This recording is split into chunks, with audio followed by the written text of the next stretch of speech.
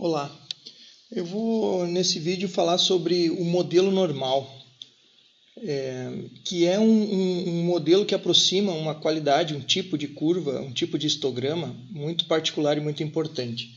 Então vamos tentar justificar o porquê se tem modelos estatísticos e, no caso, um modelo normal a partir de um conjunto de dados. Então eu tenho aqui um conjunto de dados e vou pegar, por exemplo, a variável glicose. Vamos desenhar o histograma dela. Nota que esse histograma ele tem uma subida rápida aqui nas suas frequências, ou seja, a gente tem poucas pessoas com a glicose entre 56 e 68, tem poucas pessoas, e vai aumentando a quantidade de pessoas na medida que eu vou passando as classes até chegar num pico de glicose entre 104 e 116, eu tenho um pico de glicose. Eu posso saber quantas pessoas tem ali. Então, aqui tem 124 pessoas com essa glicose. Depois desse pico, dessa altura máxima da frequência, as frequências vão diminuindo de forma mais suave, não tão abrupta. Significa que esse histograma está deslocado para a direita, porque aqui existe uma cauda maior. Essa cauda indica que o histograma ele é um histograma assimétrico à direita, por causa justamente dessa cauda alongada à direita. Então, mesmo havendo essa cauda, ele tem o histograma tem a característica de ter uma subida, chegar num pico e depois descer mais suavemente. Vamos ver outra variável. Por exemplo, a pressão sanguínea. Histograma. Nota que o histograma da pressão sanguínea ele já tem ele é mais simétrico, porque a subida dele até chegar ao pico e a descida são mais ou menos simétricos. Claro que existe essa frequência aqui, ó, que ela destoa um pouquinho dos demais, né? Mas ainda assim se percebe melhor uma subida até o pico e uma descida de forma mais simétrica. Então, esse histograma ele é mais simétrico do que o histograma anterior. Mas histogramas eles têm uma limitação. Ele tem que definir uma classe, um tamanho de classe. E ele não me deixa eu ser totalmente livre nos seus valores de variável. Porque essas são variáveis contínuas e seria muito interessante eu poder pegar qualquer valor de variável para eu saber as proporções que estão ali, né? Saber as porcentagens que vai culminar nas probabilidades. Aqui eu não tenho isso, aqui eu só tenho probabilidades dentro das classes bem definidas. Então, seria interessante se eu pudesse trocar esse histograma por algo mais potente. Então, eu tenho aqui, desenhei o mesmo histograma da pressão sanguínea em outro software, para a gente ver que existe uma coisa chamada modelo estatístico, que vai pegar o meu histograma, a minha distribuição, e vai aproximar essa distribuição por uma linha bastante suave, na procura de representar valores unitários ali.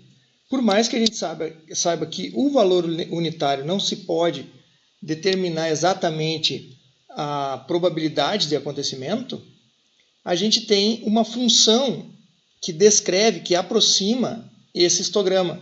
E aí, embora eu tenha essa limitação de não poder calcular a probabilidade de um elemento específico, eu tenho como calcular a probabilidade de sequências entre elementos, de classes, intervalos entre elementos.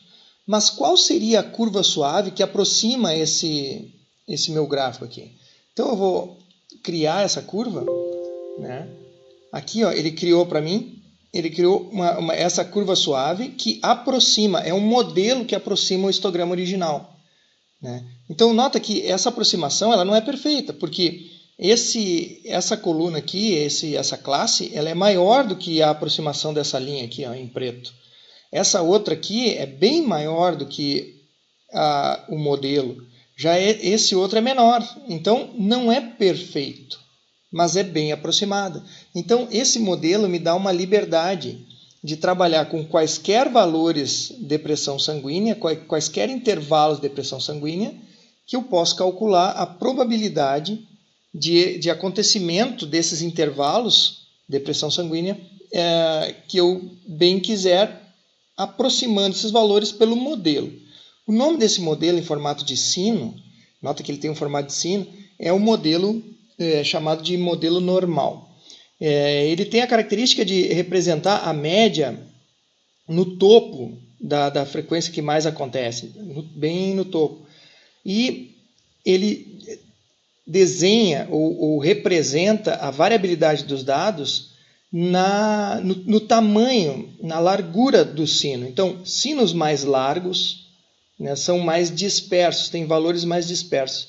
E sinos mais magros, menos largos, têm valores mais homogêneos. Isso é dado pelo desvio padrão, né? E ele localiza o pico bem na média. Então, a média é 72,4, 72,4 por aqui, né?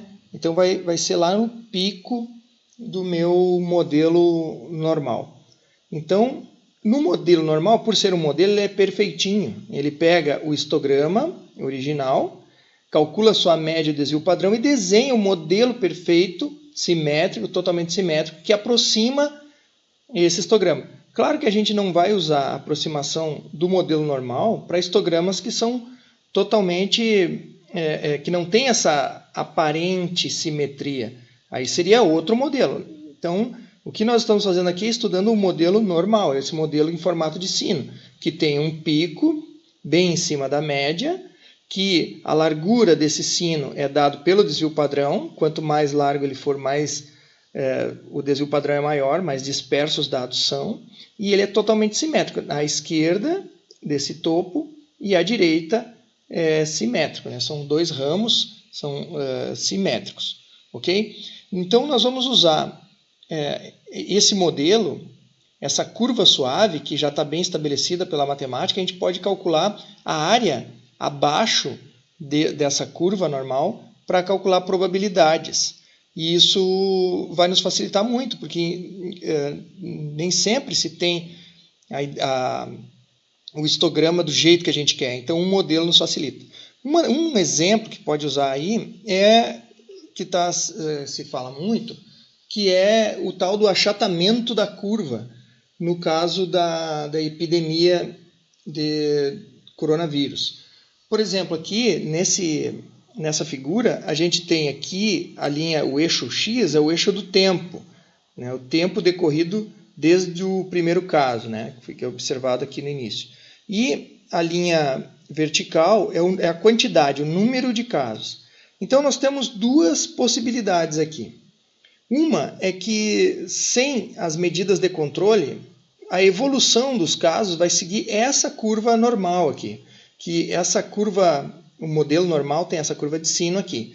O que está dizendo para a gente? Que o pico, que é a quantidade de casos maior, esse pico aqui, né, vai se dar numa linha de tempo bem mais cedo do que com as medidas de controle, que seriam o pico, né, vai dar bem depois. E aqui, nota que esse pico, além de se dar mais cedo, nessa parte do tempo aqui, vai ser bem maior, ou seja, uma quantidade de casos bem maior. Então, sem as medidas de controle, a evolução dos casos sobe muito rápido, num tempo bem menor, atingindo uma quantidade de casos muito grande, e depois os casos começam a diminuir também rapidamente. Com as medidas de controle, a evolução dos casos é mais lenta e não atinge um pico tão alto quanto o anterior. E depois os casos também vão sumindo mais devagar. Então, nota, essa primeira curva ela tem a característica de ter a média de tempo menor, ou seja, mais cedo, e uma quantidade de casos maior e em menos tempo. Isso eu vejo pela variabilidade da curva. Ela é mais fina do que essa aqui, ela é mais fina, ou seja, tem uma dispersão menor né? Tem um desvio padrão menor. Significa que uma quantidade de casos em pouco tempo. Aqui eu tenho a quantidade máxima de casos, que está aqui no topo. O topo é bem menor, então a quantidade de casos é menor. E o tempo para atingir essa quantidade máxima de casos aqui levou mais tempo. E a dispersão dos casos, que eu vejo pela largura da curva, é maior do que a primeira. Ou seja, os casos vão ocorrendo de forma mais dispersa, não todos agrupados, como essa curva mostra, mas de uma forma mais dispersa. Isso é dado pelo desvio padrão.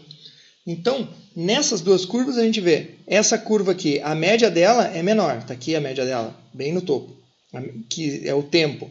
E a dispersão de casos em volta dessa média de tempo é menor. Por isso que dá uma frequência, uma quantidade de casos bem maior aqui. Essa outra tem um desvio padrão maior e uma média maior também. Ou seja, o tempo é mais demorado e a dispersão dos casos demora mais, é maior, a dispersão é maior, ou seja, o pico, ou seja, a quantidade máxima de casos não é tão grande quanto a anterior.